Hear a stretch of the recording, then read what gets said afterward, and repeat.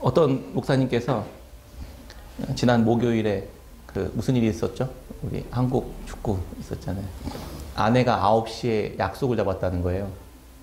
그래가지고 정말 여자들은 정말 이해할 수 없다고. 10시에 축구인데 약속을 9시에 잡는 사람이 어딨냐고 약간 이렇게 얘기하면서 막 볼멘 소리를 하시는 그런 이야기를 들었어요. 반면에 또 남자분들은 새벽까지 한국 축구뿐만이 아니라 다른 나라 축구 샅샅이 다 보시면서 잠을 못 이루시는 분들이 많은 것 같습니다. 저는 개인적으로 별로 연연해하지 않는 스타일이어서 뭐 하이라이트 아침에 보면 되지, 유튜브에 결과 다 알려주는데 뭘 그걸 다 보고 있어 피곤하게, 이런 스타일이라서 저도 별로 그닥 관심이 없는 사람 중에 하나입니다. 근데 이번 월드컵에서는 약간 돌풍이 일어나고 있다는 소식을 혹시 들으셨나요? 돌풍이 일어나고 있다, 아시아의 돌풍, 이러면서 그런 평가들이 나오는데요. 실제적으로 아시아는 유럽이나 그 남미 축구들처럼 실제 그렇게 강력하진 않습니다. 팀의 실력이, 경기력이 대단히 떨어지는 것으로 평가받습니다. 그런데 이번에 이변이 일어났잖아요. 그 지난번 월드컵 때 2018년도에 우리가 독일을 침몰시키면서 독일이 그 본선에 진출하지 못하도록, 16강 진출하지 못하도록 떨어뜨려 버렸잖아요. 2대 0으로 이겨버렸잖아요. 근데 이번에 일본이 또 독일을 2대 1로 이겨버렸습니다. 그래서 독일이 약간 멘붕에 빠졌습니다.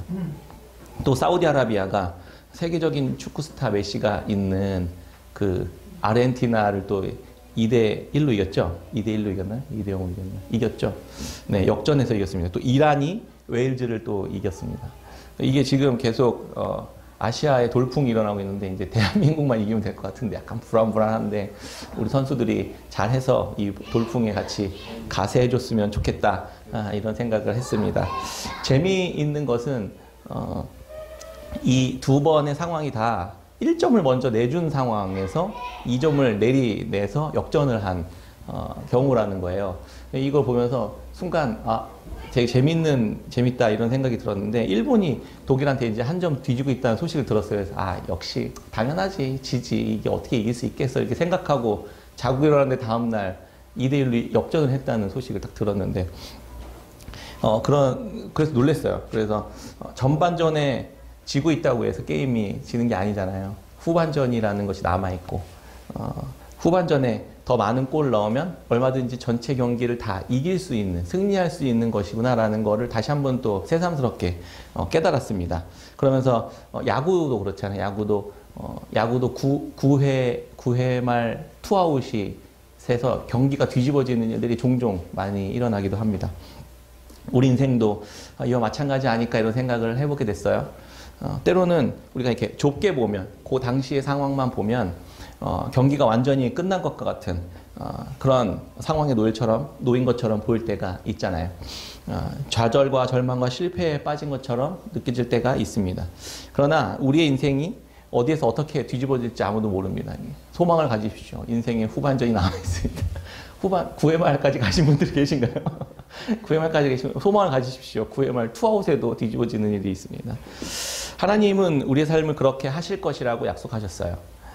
결국 승리의 기쁨을 우리가 함께 만끽하고 기뻐하고 함께 주님과 누리도록 하시겠다고 말씀하셨습니다.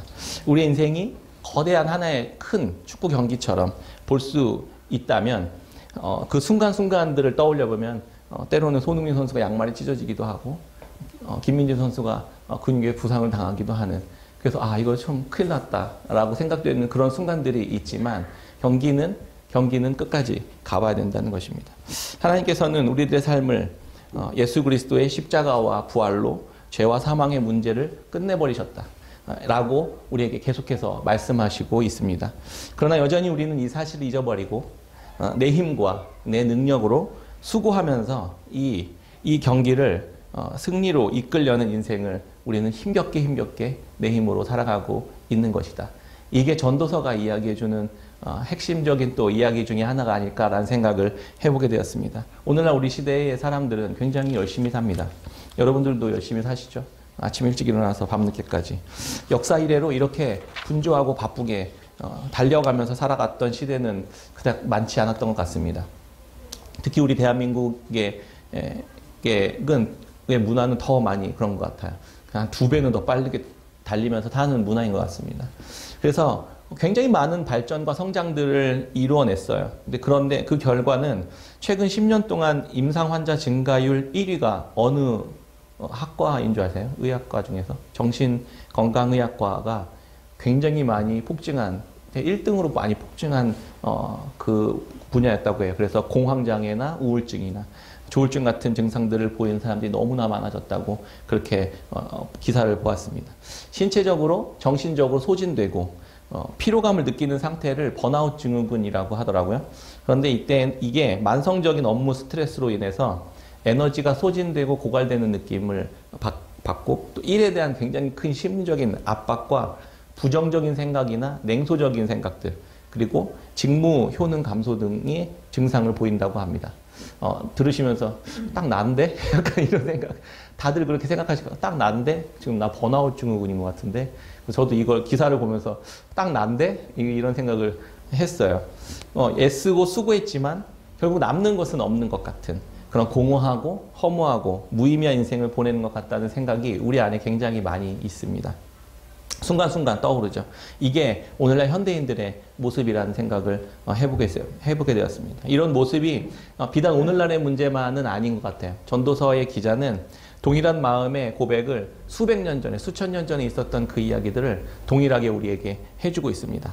전도서는요, 다윗의 아들 예루살렘 왕 전도자의 말씀이라고 소개합니다.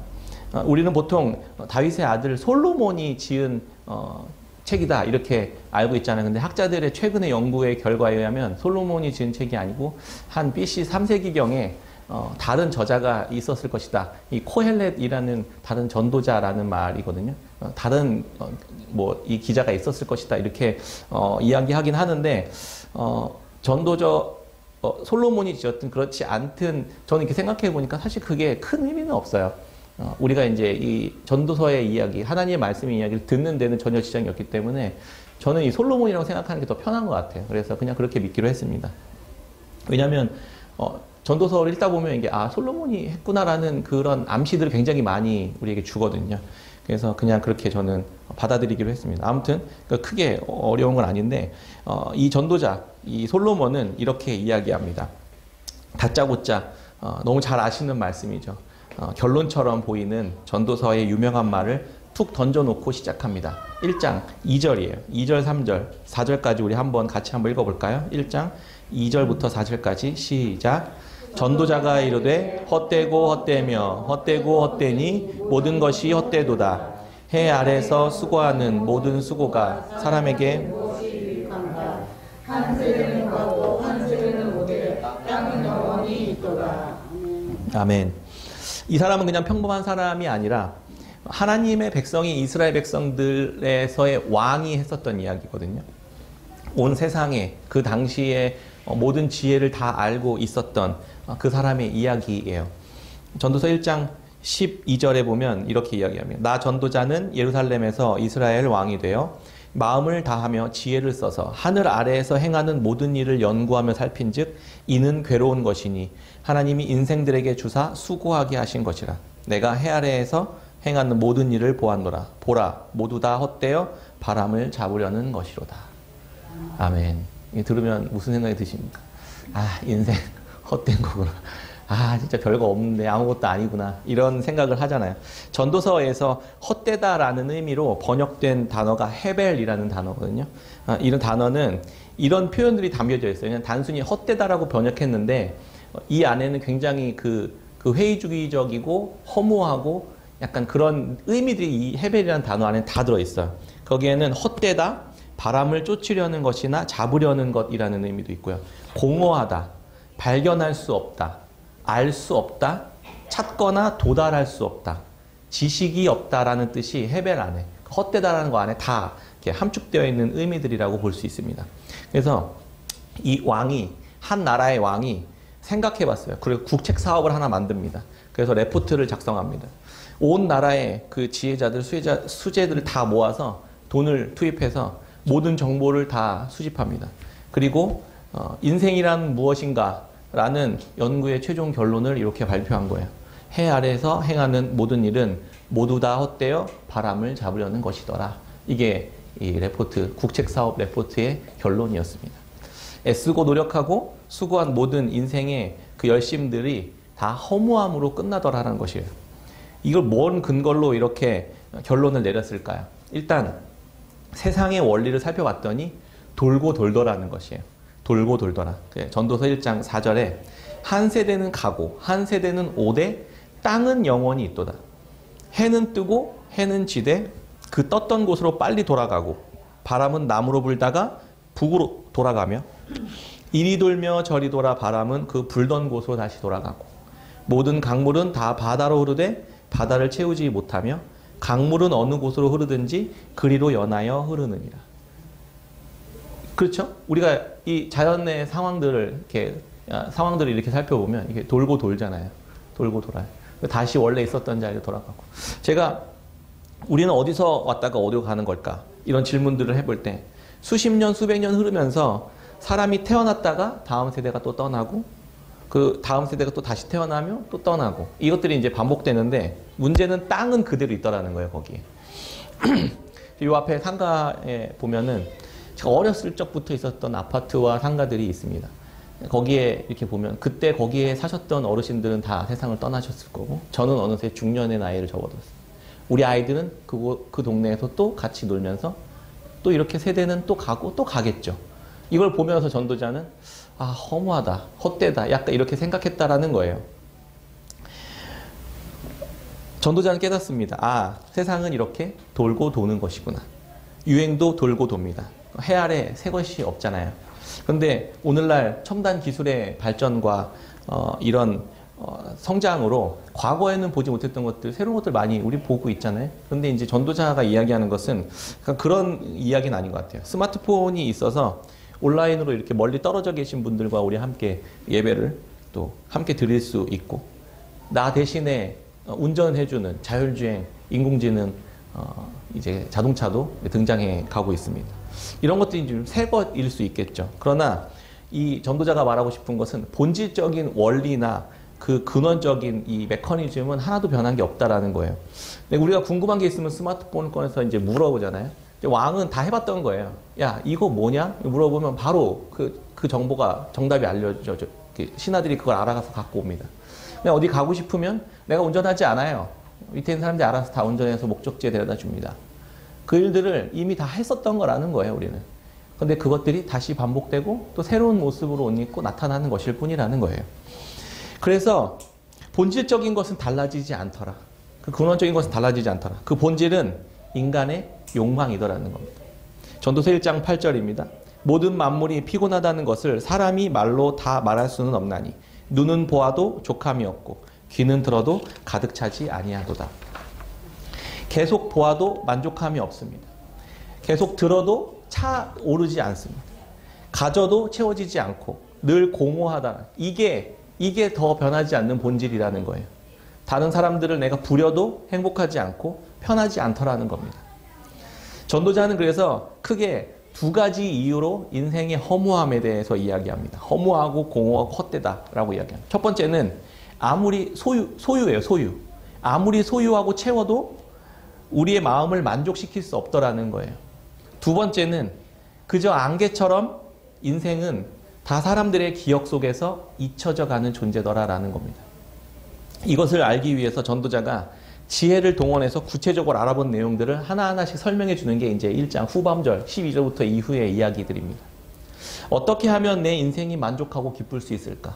이거 모든 사람들의 고민 아니겠습니까?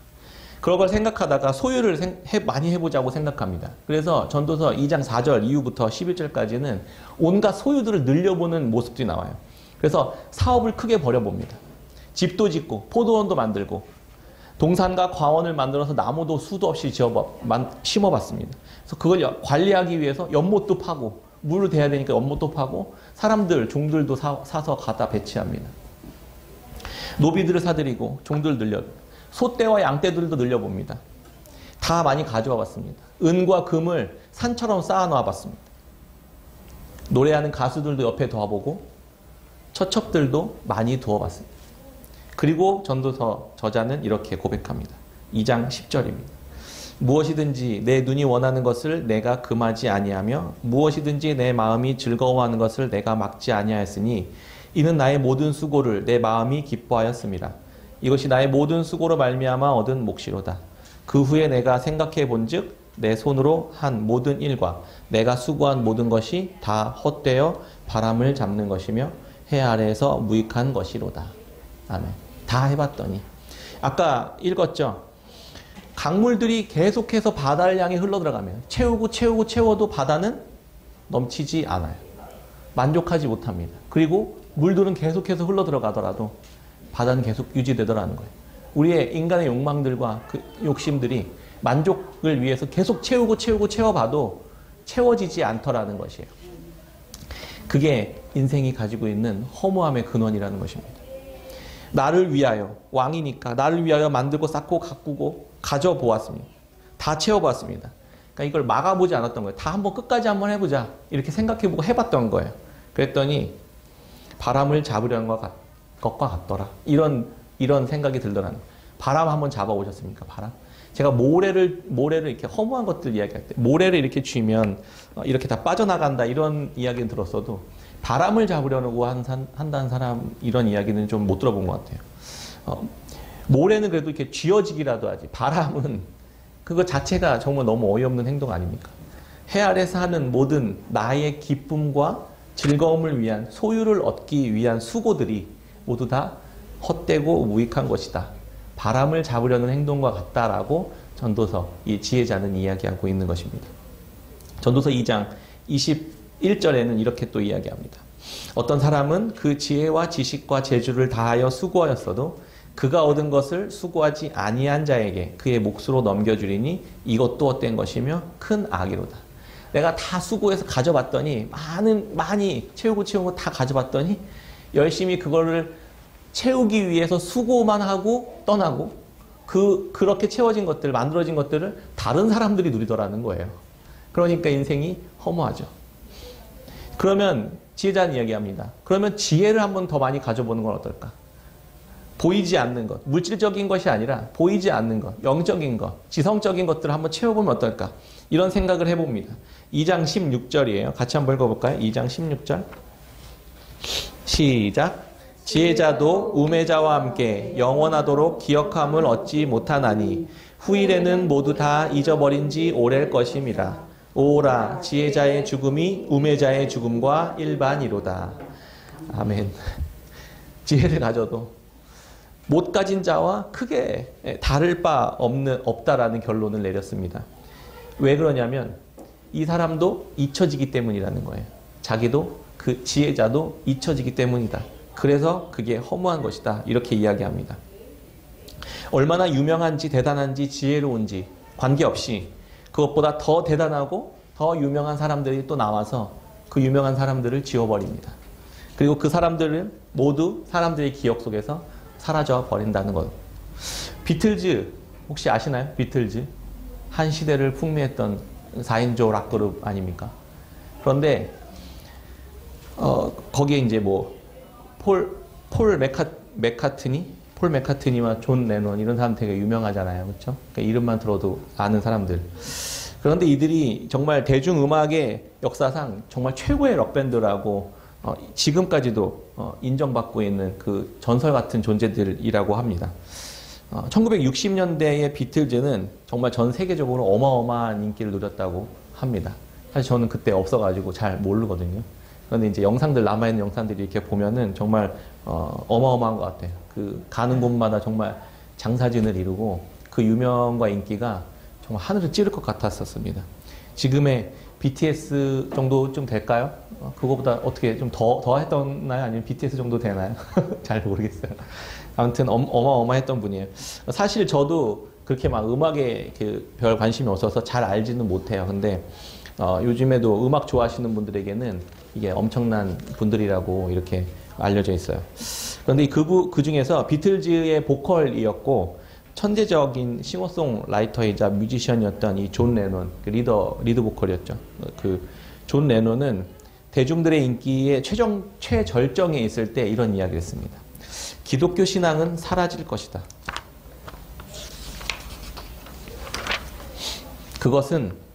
기독교 신앙은 사라질 것이다. 그것은 종적을 감추고 움트러들 것이다. 더 이상 논쟁할 필요조차 없다. 내 말은 옳고 증명해 보일 수 있다. 어쨌든 우리는 지금 예수보다 더 인기가 있다. 어떠세요? 참 대담한 말 아닙니까? 끝나지 않을 것 같았던 그들의 인기는 8년 만에 해체를 맞이합니다. 그리고 요즘 젊은이들 10대들한테 우리 아이들한테 너 비틀즈 아니? 존 레논 아니? 한번 물어보세요. 그 무슨 사탕 이름이 그 사탕 이름 비틀즈 있잖아요. 그렇게 알고 있을 가능성이 굉장히 큽니다. 솔직히 물론 여전히 음악하는 분들한테는 유명한 사람들이겠죠. 그런데 100년이 한번 지나보고 1000년이 지나볼까요? 비틀즈라는 이름이 기억될 수 있을까요? 존 레논이 누군지 기억될 수 있을까요? 존 레논뿐만 아니라 전 세계를 장악하고 전 세계의 제국들을 이루었던 그 많은 수많은 왕들과 그 수많은 그 나라들, 제국들이 어떻게 역사 속에 사라져갔는지 우리는 너무나도 잘 알고 있지 않습니까? 인기라는 것, 유명한 것이라는 것, 성공이라는 것, 그의 지혜라는 것, 권력이라는 것, 그런 노래들은 모두 안개처럼 사라지는 것들입니다. 전도자는 생각합니다. 아무리 지혜를 가져도 내가 유명을 새로 얻어도 대단한 자리에 앉고 높은 위치에 앉아있는 앉아서 그런 사람들의 박수와 환호와 갈채와 인정을 받는다 할지라도 다 잊혀지더라는 것입니다. 아, 인생이라는 것이 이렇게 영원토록 기억함을 얻지 못하는 것이구나라는 걸 전도자는 깨닫게 되었습니다. 유명한 자나 무명한 자나 지혜자나 미련한 자나 다 잊혀지더라는 것입니다. 그러니까 지혜를 아무리 많이 가져도 많은 소유를 얻어도 다 허무하다라고 이야기하고 있었던 겁니다. 전도자는 지금 그러면 무슨 말을 하고 싶은 걸까요? 전도서의 결론이 인생은 뭘 하든지 허무하고 회의적이고 비관적이다라고 이야기하는 걸까요? 그렇지 않습니다. 여기에는 전제가 있어요. 전제. 모든 인간은 해 아래에서 살아가는 존재라고 전제를 합니다. 우리는 해 아래에서 살아가는 것이다. 해 아래에서 삶은 모든 것이 허무하고 헛되고 무의미하다는 겁니다. 그러면 그걸 잘 생각해 보면 해 아래에서의 삶뿐만이 아니라 해 위에서의 삶이 있음을 이야기해 주고 있는 것입니다. 해 위에서의 삶을 인지하지 못하고 알지 못하고 살아가는 해 아래에서의 삶은 허무하고 비관적이고 회의적일 수밖에 없게 되는 것이라고 전도자는 지금 이야기해 주고 있는 것입니다. 그럼 해 위에서의 삶, 그건 뭘까요? 그 해 위에서의 삶은 영원에 대한 삶이에요. 영원한 삶. 그럼 해 아래에서의 삶은 영원하지 않은 삶이라는 이야기를 하고 있는 겁니다. 죽음 아래에 놓여져서 살아가는 인생들이라는 것. 이 전제를 가지고 인생을 바라봐야만 한다는 것을 우리에게 이야기해 주고 있습니다. 인간은 죽음 아래 놓여져 사는 사람이더라. 유한한 존재더라. 이것이 인간의 실존이다. 이거 나의 실제라는 거예요. 현실이라는 거예요. 그게. 모든 사람들이 다 죽음 앞에 서게 된다는 뜻입니다. 다 죽음에 종속되어서 살아가는 존재들이라는 것입니다. 그래서 모든 사람들은 죽음 앞에 놓이게 될 것을 전제하고 생각하며 살아가라는 것을 전도자는 이야기해주고 있습니다. 죽음 앞에서 보면 해 아래에서 영원하지 않은 유한한 시간을 살아가는 이 인생은 그래서 우리에게 놓여져 있는 이 모든 세상에 있는 것들을 사용할 수는 있어요. 사용할 수 있는 권한이 있지만 영원히 소유할 수는 없는 존재라는 것을 기억하라는 것입니다. 우리는 다 이걸 어떻게 하면 영원히 소유할 수 있을까를 고민하고 그러한 삶을 추구하며 살아가는 인생이라는 것입니다. 그런데 죽음 앞에 놓이면 해 아래에서 모두가 다 떠날 수밖에 없는 존재라는 것을 이해한다면 그렇게 살아가는 인생이 얼마나 허무하고 헛된 태도이며 방식인지를 알게 된다는 것입니다. 그래서 전도자는 계속해서 죽음에 대한 이야기를 합니다. 죽음 앞에서 너의 삶을 비추어보라. 내가 죽을 것이라는 것을 전제하고 오늘을 살아가라고 이야기해주고 있는 것입니다. 그게 큰 그림이에요. 그게 영혼에 속한 지혜예요. 영혼에 속한 지혜로 오늘, 현실, 지금 이 땅에 속한 지혜를 생각해 보라는 것입니다. 제가 계속 이야기하고 있었죠. 영혼에 속한 지혜가 세상에 속한 지혜를 설명해 주어야만 한다고. 그래야 세상에 속한 지혜가 우리에게 정말 참 지혜가 될 수 있다고 전도서뿐만이 아니라 지혜서들은 계속해서 이야기해주고 있는 것입니다. 그래서 더 소유하고 끝없이 채우는 것이 아니라 사용할 수 있는 권한을 가지고 잘 사용하는 것이 지혜이고 즐거움이라고 전도서 기자는 조금씩 이야기해주고 있습니다. 전도서 3장 12절, 13절에 이렇게 말해줍니다. 사람들이 사는 동안에 기뻐하며 선을 행하는 것보다 더 나은 것이 없는 줄을 내가 알았고 사람마다 먹고 마시는 것과 수고함으로 낙을 누리는 그것이 하나님의 선물인 줄도 또한 알았도다. 아멘. 헤벨의 삶, 이 허무한 삶, 헛된 삶, 공허하고 덧없고 아무것도 없는 존재, 텅 빈 삶, 이해할 수 없는 삶, 이해되지도 않는 삶, 알 수 없는 삶, 일시적이고 허탄한 어리석고 지각 없음으로 표현되는 이 헤벨의 삶을 이야기해주고 있으면서 우리는 이것이 죄 아래에서 우리로 하여금 해 아래에서 살아갈 수밖에 없는 존재로 만들었다는 이야기를 해주고 있습니다. 그래서 내가 내 힘으로 해 아래에서 나를 위하여 살도록 만들어버렸던 것입니다. 그래서 우리는 그러나 그곳에서 벗어날 수가 없습니다. 우리 힘으로는 이 헤벨의 삶을 벗어날 수가 없습니다. 왜? 죽음을 넘어설 수가 없으니까요. 그래서 해 아래에서의 삶은 해 위에서의 삶이 개입되어 주어야만 합니다. 그분이 바로 예수 그리스도인 것입니다. 그분이 헤벨의 삶을, 이 헛된 삶을, 공허한 삶을, 무가치한 삶을, 무의미한 삶을 영원한 삶으로 바꾸어 주실 수 있는 분이시기 때문입니다. 유일한 분이십니다. 예수님은 하나님의 아들로 영원에서 오늘로 찾아오신 분이십니다. 이분이 우리를 위해 대신 죽으셨고 우리의 죄와 사망을 깨트리고 부활로 우리를 새로운 피조물로 만들어주신 분이십니다. 주님이 유한한 나의 삶에 개입해 들어오신 그 하나님이시라는 것을 우리는 기억해야만 한다는 것입니다. 영혼에 속한 지혜로 세상에 속한 지혜를 다룰 수 있는 것. 예수 그리스도로 오늘 나의 삶을 다루는 것. 그것이 지혜자가 말하는 영원한 삶. 허무하지 않는, 끊어져 버리는 삶이 아니라 영원히 계속되고 지속될 수 있는 삶이라는 것을 우리에게 이야기해주고 있는 것입니다. 죽음 앞에서 더 이상 의미와 가치가 없어지는 이 마지막 헤벨의 자리에서 영원한 생명으로 우리를 초대하시는, 그러기 위해서 우리에게 찾아오신 분이 바로 예수 그리스도라는 사실들을 우리가 기억해야만 한다는 것입니다. 창세기 28장에 보면요, 이삭의 아들 야곱의 이야기가 나옵니다.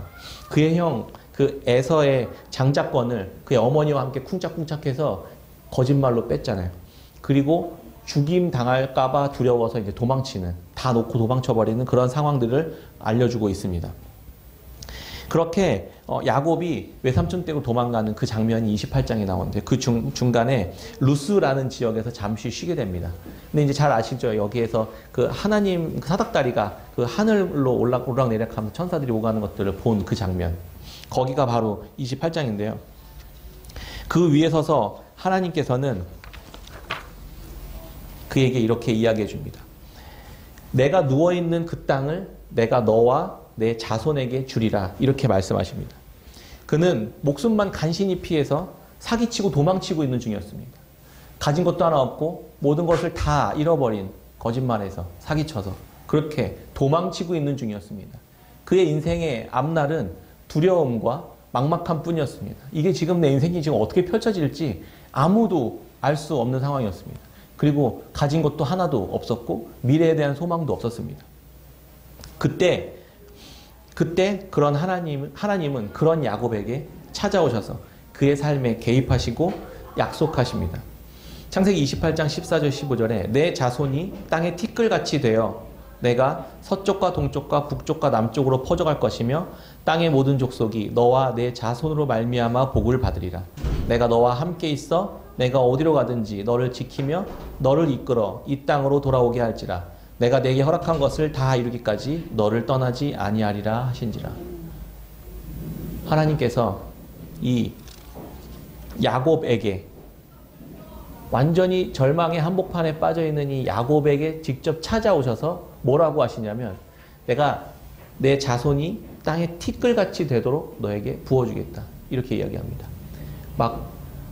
다른 약속이 아니라 이 약속을 하세요. 내가 너와 함께 있을 것이다. 이 약속을 합니다. 그래서 내가 너를 이 약속이 다 이루어질 때까지 내가 너를 떠나지 않을 것이다 라고 약속하신다는 거예요. 그런데 이 야곱의 상황은 어땠을까요? 잠에서 깨고 난 뒤에 하나도 변한 게 없죠. 아무것도 변한 게 없었습니다. 그런데 딱 하나, 하나님이, 영원에 계신 그 하나님이 실패의 자리인 루스의 베개, 돌베개를 베고 누워서 자고 있었던, 아무것도 알 수 없었고 그 삶의 불안함과 막막함과 허무함과 그 인생의 지침 가운데 있었던 그 야곱에게 찾아오셔서 그의 삶에 내가 너와 함께하리라 약속하신 이 말씀을 던져주십니다. 그리고 야곱은 잠에서 깹니다. 야곱이 어떻게 반응했을까요? 그 돌베개로 그곳에다가 제단을 쌓습니다. 그리고 그 땅의 이름을 루스에서 베델로 바꿉니다. 이곳이 하나님의 집이라고 이야기를 붙인 것입니다. 아무런 소망이 없었던 그 자리에 영원하신 하나님이 개입해 들어오시면서 그것을 믿음으로 취하고 이곳에서 내가 하나님을 만났고 이곳이 나와 하나님이 함께 하시기로 약속하셨던 자리라고 제단을 쌓는 것입니다. 그런데 야곱의 삶은 하나도 변하지 않았습니다. 야곱의 삶은 여전히 불안했고 여전히 아무것도 가진 게 없었고 야곱은 정말 망한 인생이었습니다. 그런데 야곱의 삶이 어떻게 진행되는지 우리 너무 잘 알지 않습니까? 거기에서 하나님께서 하셨던 말씀은 내가 너와 함께하리라 이 약속이었습니다. 그리고 하나님은 신실하게 그 야곱의 모든 인생을 신실하게 이 약속대로 이루어내 주셨습니다. 그 모든 과정에 앞으로 너가 가야 할 그 헤벨의 인생 가운데 내가 너와 영원히 함께하리라 약속하신 그 약속이 하나님이 그 야곱의 삶을 붙들고 인도하셨다는 것입니다. 지난주에 우연히 18년 전에 국밥집을 했었던, 제가 옛날에 국밥집을 했었던 그 검단 사거리를 지나갈 일이 있어서 거기 한번 제가 이렇게 지나갔었습니다. 그런데 묘하더라고요. 그때 정말 그 혈기와 그 열정으로 하나님이 나와 함께 하시고 하나님이 나에게 주신 이것들을 내가 온전히 내가 살아내리라 이렇게 다짐했었던, 그런데 정말 빈털터리 같은 인생이었거든요. 내 미래는 보이지도 않았고 이것이 잘 되리라는 보장도 없었습니다. 그때 내 안에 불안함과 제 안에 그 초조함과 그 답답함과 막막함과 그 인생에 대한 그거 있잖아요. 다른 이들은 이렇게 막 잘 되고 다른 이들은 이렇게 집안도 잘 살고 돈도 많고 이랬는데 저는 이제 그런 게 없었잖아요. 그래서 이렇게 맨몸으로 던졌던 그 자리를 제가 이렇게 찾아갔는데 그런 생각이 들더라고요. 이 요셉의 그 루스에서 베델로 바뀌었던 그 자리처럼 생각이 나는 거예요. 지금 저의 삶을 보면 그곳이 하나님의 집이었던 것이 생각이 나더라는 거예요. 제가 그때 불안하고 막막하고 더 이상 내 인생에 아무런 소망이 없어 보이는 그때에 제가 새벽에 아침에 일찍 일어나 육수를 내기 위해서 일어나서 그 가게 문을 열고 그 방 안에 쭈그리고 앉아서 엎드려 기도하면서 하나님을 찾았던 그 생각이 주마등처럼 지나가는 거예요. 그게 하나님 앞에 눈물을 흘렸었던 그 시간. 근데 그때 하나님이 저를 인격적으로 처음 만나 주셨습니다. 그 자리가 저의 인생에서 무슨 의미가, 어떤 의미로 다가오겠습니까? 저는 그 자리가 그냥 실패의 자리, 절망의 자리가 아니라 베델의 자리였음을 저는 기억하고 있습니다. 제 마음속에 하나님 내가 너와 함께하리라고 약속하셨던 그 약속의 자리가 바로 그 자리였었습니다. 그리고 그 인생을 하나님이 오늘까지 신실하게 인도해 오고 있었음을 생각나게 해주셨습니다. 여러분들도 마찬가지 아닙니까? 우리 삶의 순간순간들마다, 그 모든 순간들마다 우리는 다 사실 별 볼 일 없는 사람이죠. 잊혀져 버릴 수밖에 없는 사람들, 아무것도 없는 사람들, 그냥 헤벨로 끝날 수밖에 없는 그 인생들 아닙니까? 그런데 내가 무언가 더 해보겠다고 애쓰며 수고하면서 또 헛됨을 경험하면서 그렇게 살아가는 인생들 아닙니까? 그런데 내가 그렇게 헤벨이라고 여기는 그 아무것도 아닌 일반적인 자리, 그 루스, 살구나무라고, 그 흔한 그 살구나무 한 그루밖에 없었던 그 자리에서 하나님이 개입해 들어오심을 통해 그 자리에서 시작된 하나님의 언약과 약속이 다시 시작되어진다는 것을 우리로 하여금 말씀해주고 있는 것입니다. 여러분의 그 자리, 지금 그 자리가 헤벨의 자리, 루스의 자리가 베델의 자리로 변화될 수 있을 것입니다. 예수 그리스도께서 우리에게 찾아오셨기 때문입니다. 내가 너와 함께 할 것이다. 내가 너를 이 약속이 온전히 이루어질 때까지 내가 너를 떠나지 않으리라 말씀하시는 그 하나님의 약속과 그 십자가의 그 증표가 우리와 함께 하고 있다는 것입니다. 말씀을 맺도록 하겠습니다. 인생의 축구 경기를, 그러니까 인생의 전체의 관점으로 바라봤을 때 순간순간에는 부침이 있고 지는 것 같고 이제 끝난 것 같은 상황들이 우리 안에 있을 수 있습니다. 모든 사람들이 다 그런 과정들을 다 겪습니다. 그러나 하나님의 언약과 하나님의 약속은 예수 그리스도 안에서 우리가 승리했음을 선포하시고 이미 그것들을 우리 안에 심어 놓으셨습니다. 여러분들의 삶은 그냥 실패와 멸망과 해벨의 삶으로 끝나는 것이 아니라 예수 그리스도와 십자가의 부활 안에서 영원한 기쁨과 영원한 소망 가운데 살아가고 있다는 것을 눈을 들어 보시길 원합니다. 말씀을 마치겠습니다. 이번 주일은 교회력 절기상 대림절 첫 번째 주일입니다. 대림절은 예수님께서 태어나신 성탄절 전까지 4번의 주일들을 말합니다. 예수님의 오심을 기다리는 시간입니다. 추수감사절을 지난주에 마쳤습니다. 우리 삶에 어떤 것이 정말 참된 풍요이고 참된 의미이고 참된 가치이고 기쁨인지를 한번 살펴보았습니다. 하나님 우리에게 그걸 왜 주셨겠습니까? 그것들은 다 하나님의 은혜로 우리에게 주시는 것이라는 것을 알려주시기 위함이었습니다. 그리고 그것은 다 예수 그리스도를 통해서 성취되는 것입니다. 예수 그리스도를 통해서 의미가 부여되는 것입니다. 세상의 모든 것들은 영혼에 속한 지혜가 임했을 때 세상에 속한 지혜가 우리로 하여금 유익이 되는 지혜로 변화되는 것입니다.